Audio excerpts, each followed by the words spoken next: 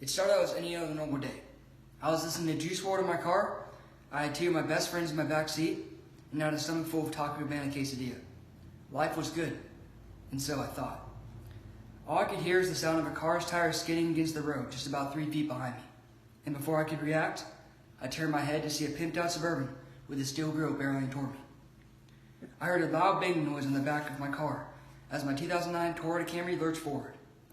I had just been rear-ended. Now don't get me wrong, this isn't my first wreck. I've been in 3 before this one. But this one caught me completely by surprise.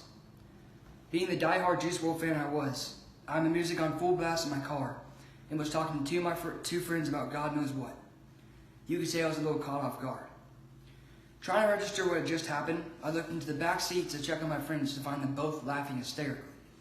I quickly told them that it was no big deal when really, to me, it was. I mean, my car had just been hit. I was freaking out. After what felt like hours, a man roughly standing 5 feet 4 inches popped out of an old black Suburban with a Papa John's uniform on and an expression that said, "What the heck did I just do?" He told me to pull into the parking lot near the Walgreens, so I put my car in drive and pulled into the first parking lot I saw. As the guy stepped out of his car and started walking toward me, I wanted to get out of my seat and sock the guy for hitting my precious car. Before the Papa John's employee got a chance to utter a single word, I jumped in my car and began aggressively scolding the guy about his horrible driving skills and lack of intelligence.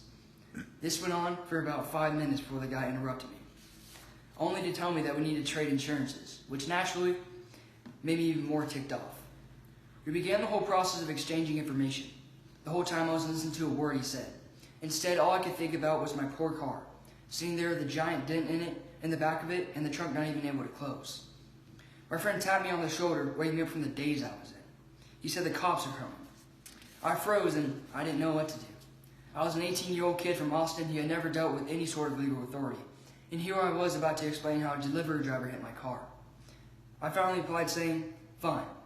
After 30 minutes, the cops never showed up.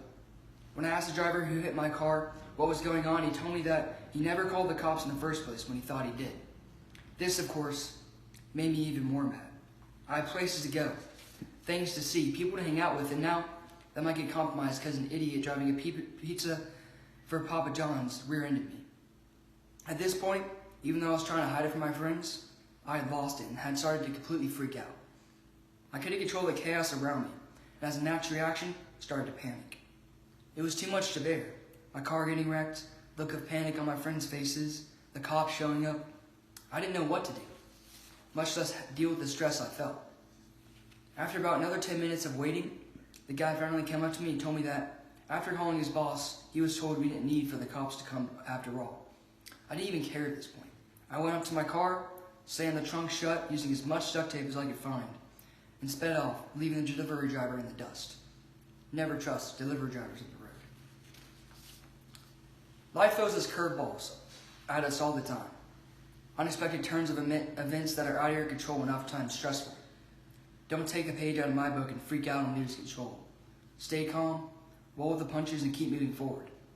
Dealing with these events help us grow as people and help us mature as a young adult, which is important before we go to college because we want to have our parents there to help us deal with them. Life sucks a lot of the time, and it's not your fault. There are constant pressures on us seniors like applying to college and maintaining our relationships. And you become so focused on these things that you miss the important things in life, like being with your family and building awesome relationships with your friends. Focusing on these things instead of getting caught up on stuff that doesn't go on your way and obstacles that are thrown at you along the way. Take the punches life hits you with, move over the obstacles you encounter, and keep moving forward. Because when you look back at all the memories that you create in high school, you're not going to remember the test you failed or the homework you didn't complete. You're going to remember all the fun times and memories you created with your friends. Thank you.